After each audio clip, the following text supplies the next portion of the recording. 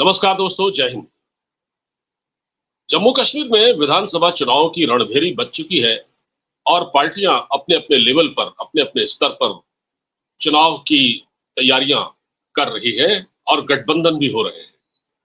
तो जम्मू कश्मीर में जो चुनाव है वो है, पहला फेज 18 सितंबर को, सेकंड 25 सितंबर को और थर्ड और आखिरी फेज है 1 अक्टूबर को।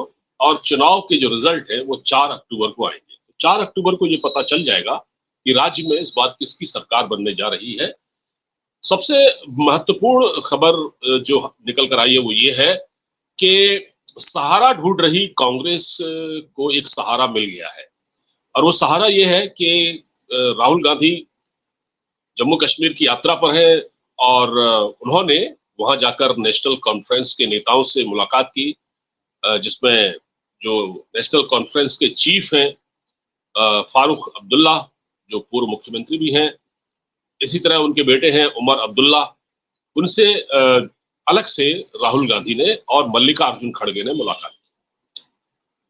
और बातचीत के बाद ये तय हुआ कि कांग्रेस और नेशनल कॉन्फ्रेंस जम्मू कश्मीर में मिलकर चुनाव लड़ेंगे। मेरे कहने का आशय आप समझ गए होंगे कि दोनों पार्टियों ने जम्मू कश्मीर में चुनाव के लिए आपसी गठबंधन कर लिया है और ये दोनों पार्टियां 90 सीटों पर मिलकर चुनाव लड़ेंगी, 90 विधानसभा सीटों पर मिलकर चुनाव लड़ेंगी। अब इस बार का जो कश्मीर में जो चुनाव होने वाला है जम्मू कश्मीर में, वो इस महत्वपूर्ण इसलिए है क्योंकि इस बार सीटों का परिसीमन किया गया है, मतलब कुछ वहां पर चेंजेस किए गए हैं, जिसमें जम्मू संभाग में कुछ सीटें बढ़ी हैं।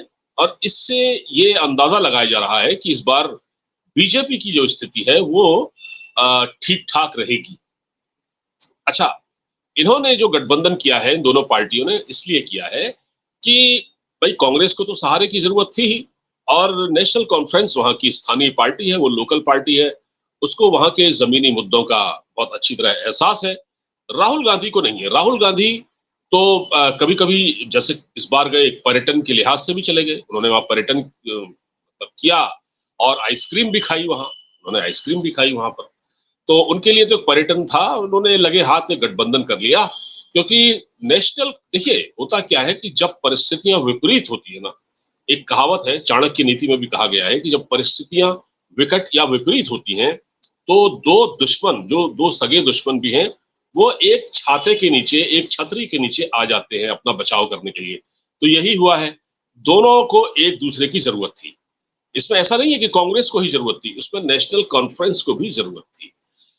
क्योंकि नेशनल कॉन्फ्रेंस को इसलिए जरूरत थी क्योंकि लोकसभा का जो चुनाव हुआ था उसमें आपने रिजल्ट देखा होगा, उसमें उमर अब्दुल्ला, जो कि फारूक अब्दुल्ला के बेटे हैं और पूर्व मुख्यमंत्री भी हैं, वो अपनी सीट एक ऐसे शख्स से हार गए जिस पर टेरर फंडिंग का आरोप था, इंजीनियर रशीद, जो कि तिहाड़ जेल में इस वक्त टेरर फंडिंग के मामले में बंद है। उससे वो 2 लाख से ज्यादा वोटों से हार गए, यानी उमर अब्दुल्ला, और वो सीट थी बारामूला, वहां से हारे। इसी तरह से सबसे जो बुरी गत इस बार होने वाली है, सबसे बुरी गत वो होने वाली है पीडीपी की महबूबा मुफ्ती की। महबूबा मुफ्ती की जो पार्टी है, जिनके पिता मुफ्ती मोहम्मद सईद, जो कि होम मिनिस्टर भी थे एक टाइम पर विश्वनाथ प्रताप सिंह की गवर्नमेंट में, वो दरअसल उसकी जो फारूक जो महबूबा मुफ्ती हैं, उनकी सबसे बुरी गत होने वाली है। और इनके साथ आपको याद होगा कि बीजेपी ने इनके साथ मिलकर चुनाव लड़ा था, तो बीजेपी को समझ में आ गया था। दरअसल महबूबा मुफ्ती की पार्टी पीडीपी एक प्रो अलगाववादी पार्टी मानी जाती है, प्रो पाकिस्तान पार्टी इसको माना जाता है। और वो महबूबा मुफ्ती के बयानों से पता लगता है वो अक्सर पाकिस्तान के समर्थन में राग लाती हैं, पाकिस्तान से बातचीत की हिमायत करती हैं, कहती हैं कि पाकिस्तान को हम कैसे नेग्लेक्ट कर सकते हैं, उनसे बातचीत होनी चाहिए, और वो अलगाववादी समर्थक हैं। तो इस मामले में अगर देखा जाए तो थोड़ा सा फारूक अब्दुल्ला की पार्टी को थोड़ा सा एक एक उसकी उसकी एक अलग वो है, एक अलग छवि है। जो पीडीपी की नेता हैं महबूबा मुफ्ती, उनकी स्थिति इस बार इसलिए खराब होने वाली है क्योंकि उनको एक तरह से दुत्कार दिया गया है। उन्होंने पिछली बार भी चुनाव लड़ा, मैं आपको बता दूं, ये लोकसभा चुनाव की बात कर रहा हूं मैं, लोकसभा चुनाव 2024 इस साल जो हुए, उसमें महबूबा मुफ्ती भी चुनाव हार गई थी। और वो अनंतनाग और राजौरी सीट से मियां अल्ताफ से, जो कि नेशनल कॉन्फ्रेंस के ही थे, उनसे हारी और बड़े भारी अंतर से हारी थी, बड़े भारी अंतर से हारी। तो महबूबा मुफ्ती को भी अपनी हैसियत का एहसास है और इसकी सबसे बुरी गत महबूबा मुफ्ती की होनी ही चाहिए और होगी भी इसलिए क्योंकि ये वो महिला है जो अक्सर अपने विवादास्पद बयानों और देश के खिलाफ जैसे होते हैं ना कमेंट, ऐसे बयान ये करती रहती थी। जैसे इन्होंने एक बार कहा था जब 370 नहीं हटी थी, धारा 370, तब उन्होंने कहा था कि अगर धारा 370 कश्मीर में लगाई गई, कश्मीर से हटाई गई, उन्होंने कहा था कि धारा 370 को अगर रिवोक किया गया, 35 से और 370 को, तो कश्मीर में भारत का तिरंगा उठाने वाला कोई नहीं मिलेगा। लेकिन आज देखिए बिल्कुल स्थिति बदल गई है, सब कुछ काफी आम हो गया है वहां पर और लोग आराम से घूम फिर रहे हैं, पर्यटन बढ़ गया है और बिजनेस बढ़ा है, कारोबार बढ़ा है। जो सेब के व्यापारी हैं कश्मीर के, वो बहुत खुश हैं, उनके सेब बाहर भेजे जा रहे हैं, एक्सपोर्ट हो रहा है उनका और बहुत कुछ तरक्की हो रही है कश्मीर में, बहुत कुछ चेंजेस आए हैं, फॉरेन इन्वेस्टमेंट आ रहा है। तो महबूबा मुफ्ती के कहने से कुछ नहीं होता। महबूबा मुफ्ती अपना लोकसभा चुनाव इसी वजह से हारी क्योंकि वो एक अलोकप्रिय नेता है और अब उनकी, अच्छा इस बार क्या हुआ है कि उनको भावी नहीं दिया गया। तो नेशनल कॉन्फ्रेंस के साथ राहुल गांधी ने गठबंधन कर लिया, कांग्रेस ने गठबंधन कर लिया। अब कांग्रेस को भी जरूरत थी। देखिए कांग्रेस की स्थिति पिछले कुछ सालों में बहुत खराब हुई है। अब इस बार क्योंकि Rahul Gandhi leader of opposition है और इस बार उनके लोकसभा चुनाव में उनकी पार्टी को कुछ सीटें अच्छी मिली, जिसकी वजह से अब उनका एक आत्मविश्वास भी है वो बढ़ा हुआ है। लेकिन ये कहना कि राहुल गांधी बहुत ज्यादा मतलब कुछ कर पाएंगे ऐसा मुझे लगता नहीं, क्योंकि घाटी में जो घाटी है, वैली है, जो कश्मीर वैली, वहां पर उनके करने के लिए कुछ खास भी है ही नहीं, बिल्कुल नहीं है।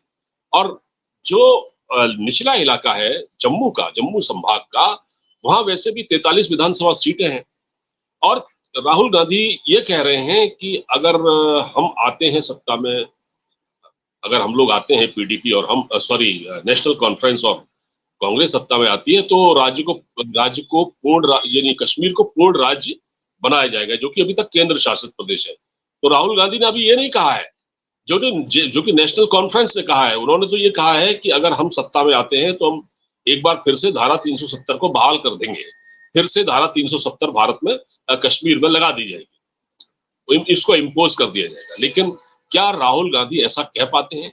अगर राहुल गांधी ऐसा कहेंगे कि हम, उन्होंने ये तो कहा है कि हम पूर्ण राज्य का दर्जा दे देंगे कश्मीर को, अभी जो यूनियन टेरिटरी है उसको हम पूर्ण राज्य का दर्जा देंगे, लेकिन क्या राहुल गांधी ये कहेंगे कि हम धारा 370 को हम फिर से बहाल कर देंगे? ये कहेंगे वो ऐसा क्यों? अच्छा, जब दोनों पार्टियों का अलायंस है, कांग्रेस का और नेशनल कॉन्फ्रेंस का, जब नेशनल कॉन्फ्रेंस ये कह रहा है कि हम 370 को फिर से इम्पोज कर देंगे, तो राहुल गांधी का इस पर क्या रिएक्शन है? क्या राहुल गांधी चाहते हैं ऐसा? तो राहुल गांधी ये चीज क्लियर करें। मेरी बात समझ रहे हैं आप? राहुल गांधी ये चीज क्लियर करें। अगर वो ऐसा नहीं करते हैं तो जम्मू संभाग में जहां वो जीतने का भी ख्वाब देख रहे हैं, वहां उनको कुछ मिलना जुलना, बाबा जी का ठुल्लो ही मिलेगा उनको, वहां कुछ इससे ज्यादा मिलने की संभावना नहीं है। तो ये चीजें सारी हैं जिस प्रकार से ये गठबंधन किया गया है, इसमें ये एक अपॉर्चुनिस्टिक है, ये एक अवसरवादी गठबंधन है। बेसिकली इन दोनों को इसमें अपनी अपनी अपना अपना फायदा नजर आ रहा है, इसलिए ये गठबंधन किया गया है। ठीक है, तो क्योंकि बीजेपी ने बड़ा धमाकेदार प्रदर्शन किया लोकसभा चुनाव में, 50% मतलब वोटिंग हुई है लोकसभा चुनाव में, इससे ये लोग काफी घबराए हुए हैं। और इसलिए क्योंकि आप देखिए ना, महबूबा मुफ्ती हार गई चुनाव और उमर अब्दुल्ला हार गए, तो ये गठबंधन तो करना ही था इनको, तो ये कर लिया है इन्होंने। अब देखना ये दिलचस्प होगा कि इनका ये जो गठबंधन है वो क्या रंग लाता है, ये कितनी सीटें जीत पाते हैं, क्या ये वहां चुनौती दे पाते हैं, क्योंकि बहुत सारे फैक्टर अभी बाकी हैं। इस पर देखना पड़ेगा कि अभी हालात किस ओर करवट ले पाएंगे। दोस्तों फिलहाल इस बातचीत में इतना ही। वीडियो को ज्यादा से ज्यादा शेयर कीजिएगा, चैनल को सब्सक्राइब करना मत भूलिएगा। नमस्कार।